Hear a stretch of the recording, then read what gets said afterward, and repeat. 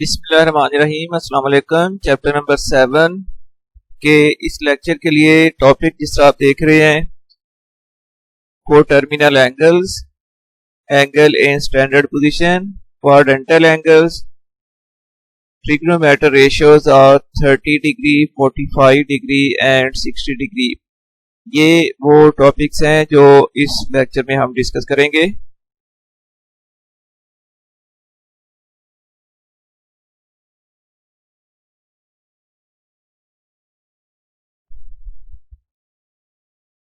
तो सबसे पहले हम डिफाइन करेंगे को terminal angles.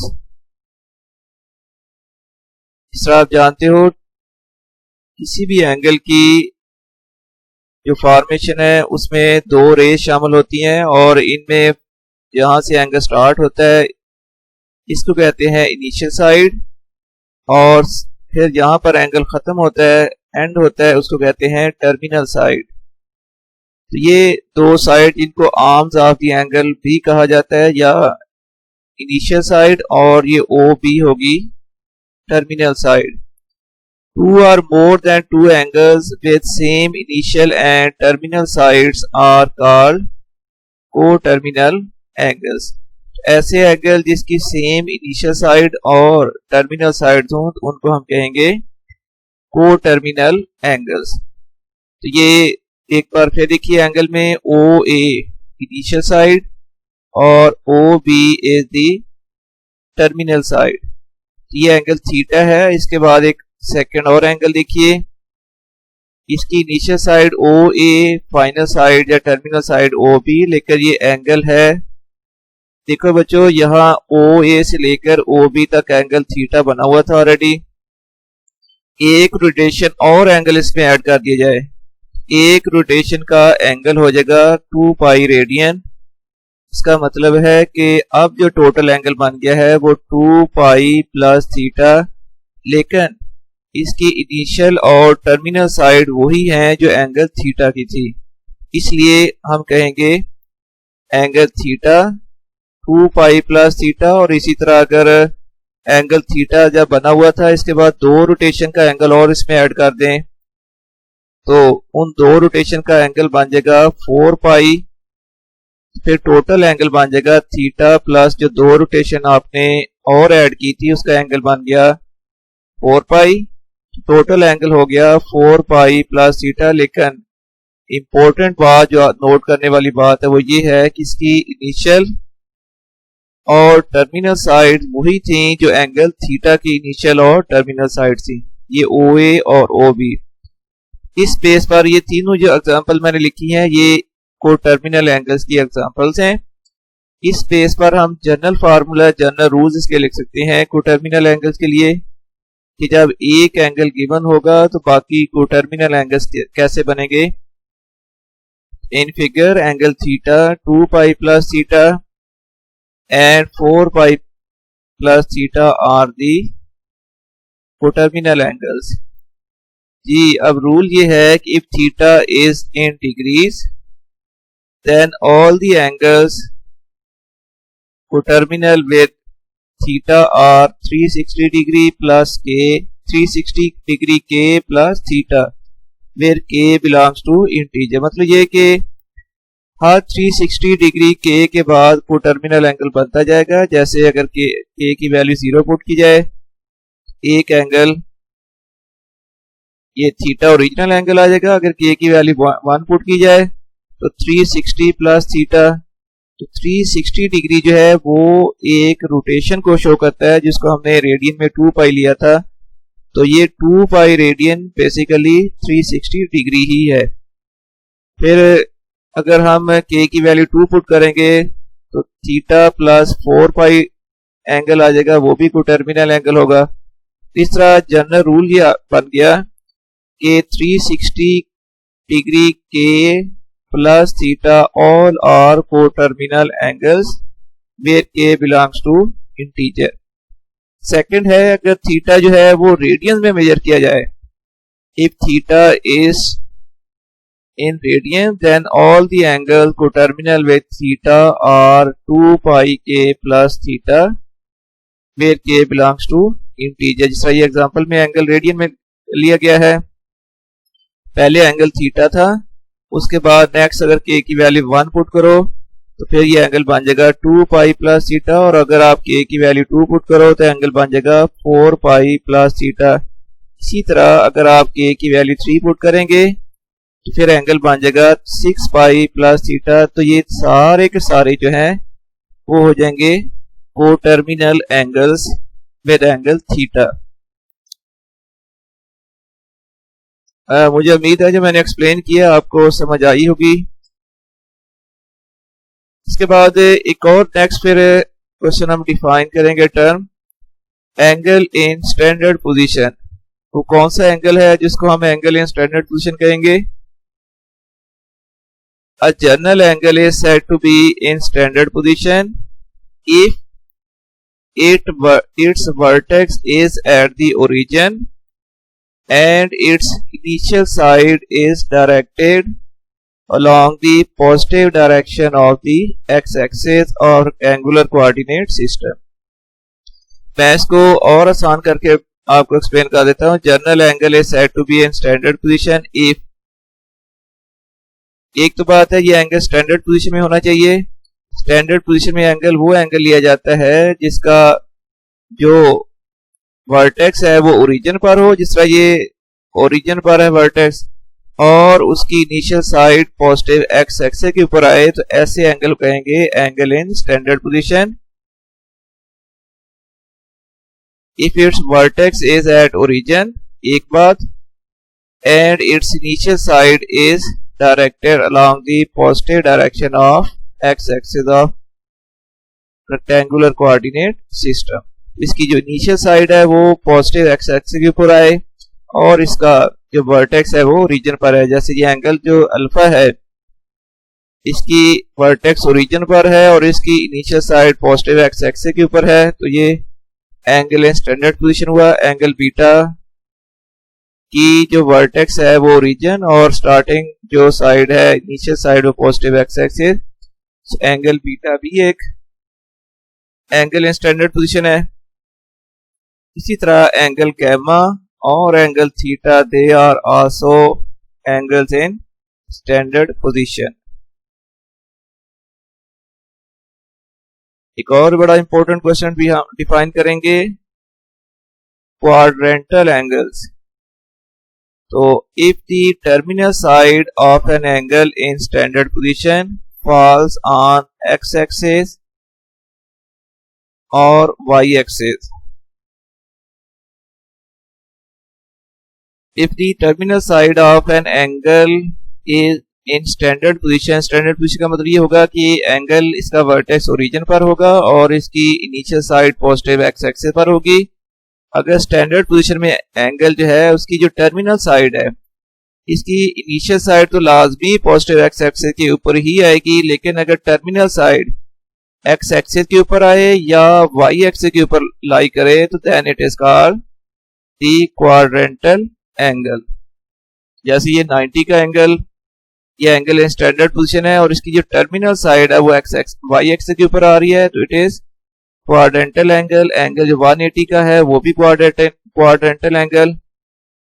270 degree angle also quadrantal angle, और इसी तरह 360 जो है ये भी क्वाड्रेंटल एंगल। तो ये क्वाड्रेंटल एंगल की डेफिनेशन। और इसके बाद हमारा जो सेकंड टॉपिक अब शुरू हो रहा है, हमने फाइंड करनी है trigonometric ratios of 30 degree, 60 degree and 45 degree. तो आमतौर पर ये वैल्यूज फाइंड करने के लिए स्टूडेंट को मुश्किल होती है, वो कैलकुलेटर से करते हैं या फिर table.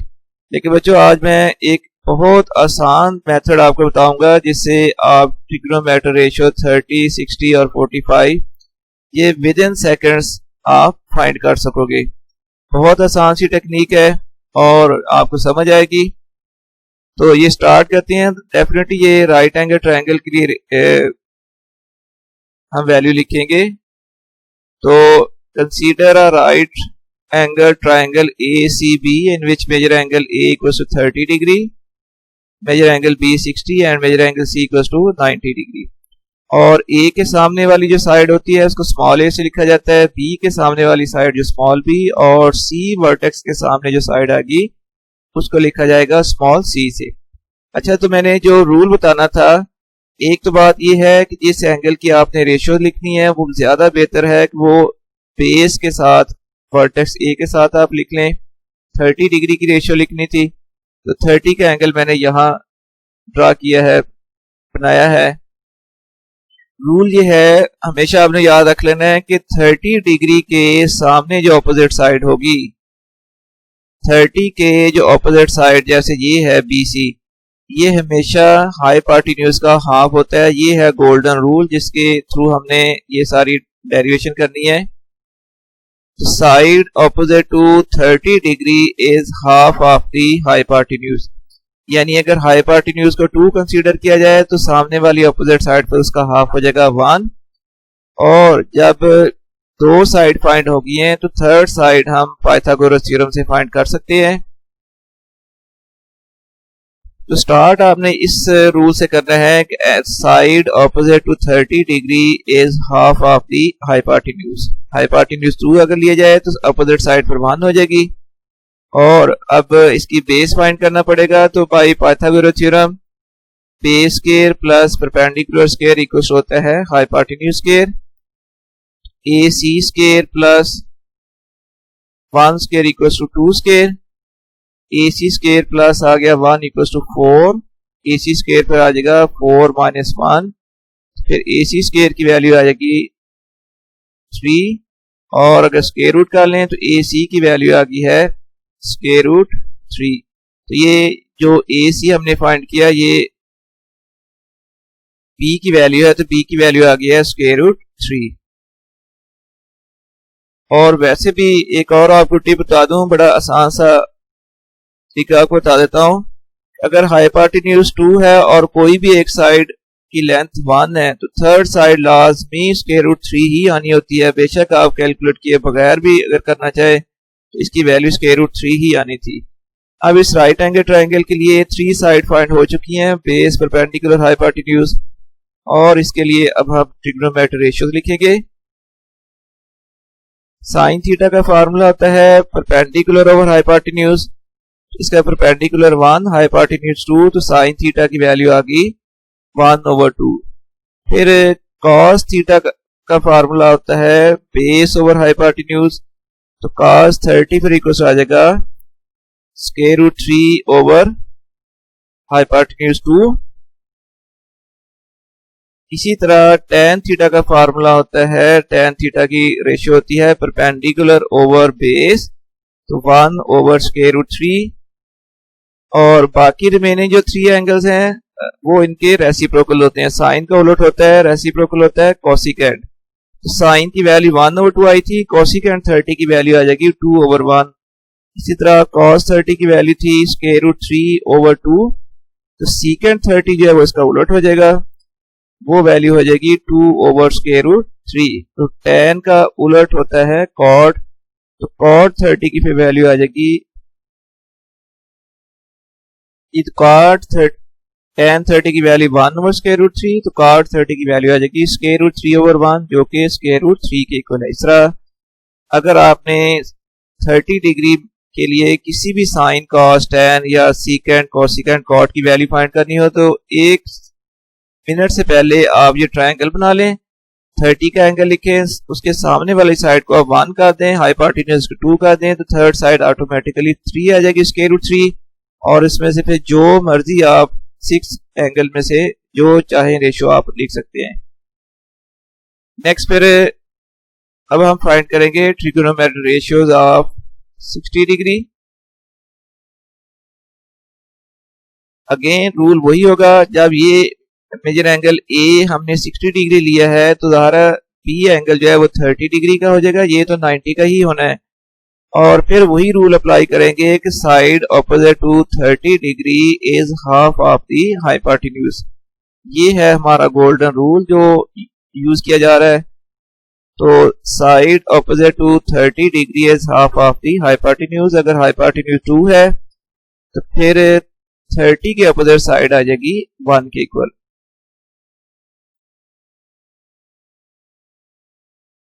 Now by Pythagoras theorem AC square plus CB square equals to AB square, यानी base square plus perpendicular square equals to hypotenuse square. तो ये आ गया 1 square plus CB square equals to 2 square, 1 plus CB square equals to 4। ये 1 को right side में ले जाएं तो CB स्क्वायर की वैल्यू आ जाएगी 4 minus 1, CB square equals to 3, और इस पे स्क्वायर रूट करें बोथ साइड पर तो CB की वैल्यू आ गई है स्क्वायर रूट 3।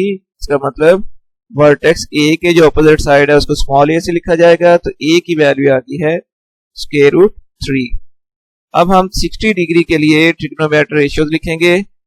देखिए जब एंगल 60 डिग्री ये वाला है तो इसके अपोजिट साइड परपेंडिकुलर होगी, और 90 के सामने साइड तो हमेशा हाइपोटेन्यूज ही होनी है, और इस ट्रायंगल के लिए जो AC है ये अब बेस हो जाएगी। सबसे पहले साइन 60 का फार्मूला साइन थीटा के रेशियो होती है परपेंडिकुलर ओवर हाइपोटेन्यूज, ये आ जाएगी स्क्वायर रूट 3 ओवर 2। cos 60 की वैल्यू यानी cos थीटा का फार्मूला होता है बेस ओवर हाइपोटेन्यूज। अब बेस की वैल्यू 1, हाइपोटेन्यूज की वैल्यू है 2, तो फिर cos 60 की वैल्यू आ गई 1 ओवर 2, और tan थीटा का फार्मूला होता है परपेंडिकुलर ओवर बेस यानी स्क्वायर रूट 3 ओवर 1, वो आ जाना था स्क्वायर रूट 3 के ऊपर। जब आप 3 रेशियो लिख लें तो रिमेनिंग 3 रेशियो इन्हीं के ही रेसिप्रोकल्स होंगे। तो पहले साइन का उलट होता है, रेसिप्रोकल होता है कोसिकेंट। तो देखो साइन 30 की वैल्यू स्क्वायर रूट 3 ओवर 2 थी, कोसिकेंट 60 की वैल्यू इसका उलट हो जाएगा 2 ओवर स्क्वायर रूट 3। cos 60 की वैल्यू थी 1 ओवर 2, cos का उलट होता है सीकेंट, तो सीकेंट 60 की वैल्यू हो जाएगी 2 ओवर 1 जो कि इक्वल टू 2 के है, और इसी तरह tan की वैल्यू स्क्वायर रूट 3, cot इसका रेसिप्रोकल होगा तो cot की वैल्यू आ जाएगी 1, cot 60 की वैल्यू आ जाएगी 1 ओवर स्क्वायर रूट 3। मुझे उम्मीद है कि आपको अच्छी तरह समझ आ रही है। इंशाल्लाह ताला जिससे इतने इजी मेथड से आपको एक्सप्लेन किया गया है तो आपको जरूर इसकी समझ आएगी।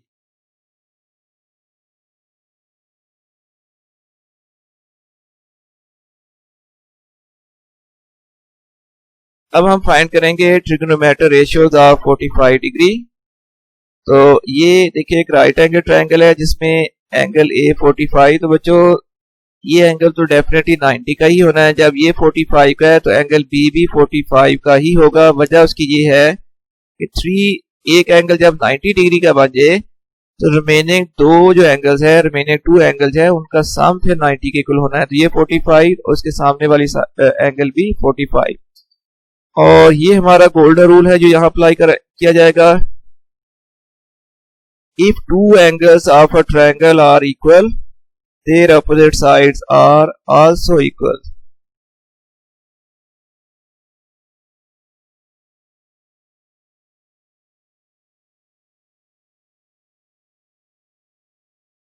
इसलिए फिर अगर ये tan 45 डिग्री के अपोजिट साइड 1 है तो ये इस 45 के अपोजिट साइड भी 1 आ जाएगी, और इसमें हाइपोटेन्यूज हम फाइंड कर लेंगे। तो by Pythagoras theorem hypotenuse square equals होता है base square plus perpendicular square.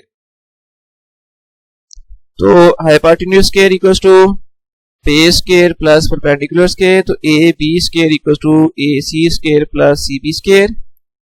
इस तरह AB स्क्वायर इक्वल्स आ गया 1 square plus 1 square, AB square equals to फिर आ गया 1 plus 1, AB square equals to 2। Square root करें बोथ साइड पर तो AB की वैल्यू आ जाएगी स्क्वायर रूट 2, या हम लिख सकते हैं क्योंकि ये हाइपोटेन्यूज है वर्टेक्स C के अपोजिट साइड है तो C की वैल्यू आ गई है स्क्वायर रूट 2 के इक्वल। अब हम 6 रेशियो लिखेंगे। सबसे पहले साइन थीटा साइन 45 की वैल्यू होगी 1 over square root 2। Sine theta का फार्मूला होता है परपेंडिकुलर ओवर हाइपोटेन्यूज, इसमें परपेंडिकुलर 1 हाइपोटेन्यूज स्क्वायर रूट 2, तो साइन 45 डिग्री की वैल्यू आ गई 1 ओवर स्क्वायर रूट 2, और cos थीटा की वैल्यू होती है बेस ओवर हाइपोटेन्यूज, बेस की वैल्यू 1, हाइपोटेन्यूज की वैल्यू 2, तो cos 45 equals to 1 over square root 2। और tan थीटा का फार्मूला होता है परपेंडिकुलर ओवर बेस, परपेंडिकुलर की वैल्यू 1, बेस की वैल्यू 1, 1 ओवर 1 इक्वल्स टू 1। अच्छा, थ्री एंगल्स अगर आपने रेशियो लिख लिए हैं तो रिमेनिंग जो 3 हैं जैसे कि आपको मालूम है वो इनके रेसिप्रोकल्स हैं। तो साइन का रेसिप्रोकल या उलट होगा कोसिकेंट। तो साइन 45 की वैल्यू आई थी 1 ओवर स्क्वायर रूट 2, फिर कोसिकेंट 45 की वैल्यू आ जाएगी square root 2 over 1, that is equal to square root 2। इसी तरह cos 45 की वैल्यू आई थी 1 ओवर स्क्वायर रूट 2, तो सीकेंट इसका उलट होगा, सीकेंट 45 की वैल्यू आ जाएगी square root 2 over 1 which is equal to square root 2। और फिर tan 45 का वैल्यू 1 थी और इसका उलट cot है, उसकी वैल्यू भी 1 आ जाएगी क्योंकि 1 का रेसिप्रोकल 1 ही होगा। इस तरह ये 45 डिग्री के लिए रेशियोज कंप्लीट होगी। उम्मीद है ये एक बड़ा इंटरेस्टिंग टॉपिक है। किसी भी 30, 45 या 60 एंगल की रेशियो लिखने के लिए विद इन सेकेंड्स आप ये रेशियो फाइंड कर सकते हैं। रूल मैंने आपको बता दिया है। ये कैलकुलेशन सिर्फ आपको एक्सप्लेन करने के लिए बताई गई है। वैसे अगर आपको कहीं इन एंगल्स की रेशियो की जरूरत पड़े तो आप जस्ट 1 मिनट से पहले ट्रायंगल बना लें। 45 डिग्री, ये 45, ये 90, ये साइड 1, ये 1, तो हाइपोटेन्यूज ऑटोमेटिकली स्क्वायर रूट 2 ही आना था। इसके बाद कोई भी साइन, कॉस, टैन या सीकेंट, कोसिकेंट या कॉट की आप रेशियो लिख सकते हैं। उम्मीद है आपको अच्छी तरह समझ आ गई होगी। इन केस किसी तरह की कोई प्रॉब्लम हो तो कमेंट्स में जरूर शेयर किया करें ताकि हम अपने लेक्चर को इससे बेहतर बना सकें। और आपके लिए बहुत सारी दुआओं के साथ अब मैं आपसे इजाजत चाहूंगा। अल्लाह हाफिज।